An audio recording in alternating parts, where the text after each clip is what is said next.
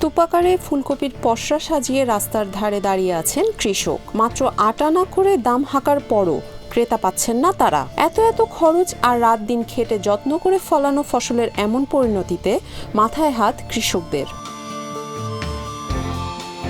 ফুলকপির ৮ আনা দামের এই চিত্রের দেখা মিলল নওগাঁ সদরের নওগাঁ রাজশাহী আঞ্চলিক মহাসড়ক সংলগ্ন ডাক্তারের মোড়ে। ভোর থেকেই কৃষকরা তাদের জমিতে চাষ করা কপি বিক্রির জন্য নিয়ে আসে এই হাটে, কিন্তু কপি বিক্রি করতে এসেই পড়তে হচ্ছে বিপাকে। দেখা মিলছে না ক্রেতার। কপির বাজার নেই, ১ টাকা ১.৫ টাকা ৮ আনা ৪ আনা।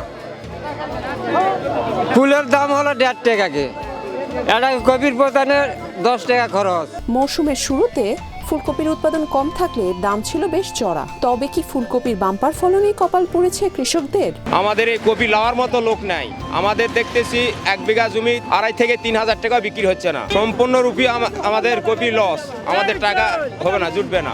ধার দেনা তো আমাদের শোধ করা সম্ভব হবে না। কিভাবে আমরা শোধ করব? ১০ কাঠা মাটি লাগাছিলাম, মাত্র ৯,০০০ টাকা খরচ পড়ছে ১০ কাঠা মাটি, আর খরচ উঠলো মাত্র ৪,০০০। কৃষকরা বলেন ফুলকপি চাষে প্রতি বিঘা জমিতে খরচ হয়েছে ১৮ থেকে ১৯,০০০ টাকা, আর বিক্রি হচ্ছে ২,৫০০ থেকে ৩,০০০ টাকায়। বেড়েছে সার ও কীটনাশকের দাম।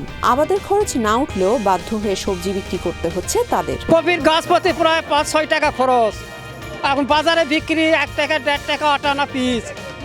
এই পর্যায়ে কপি বেচে তো আমাকে ভালোই লাভ হচ্ছে।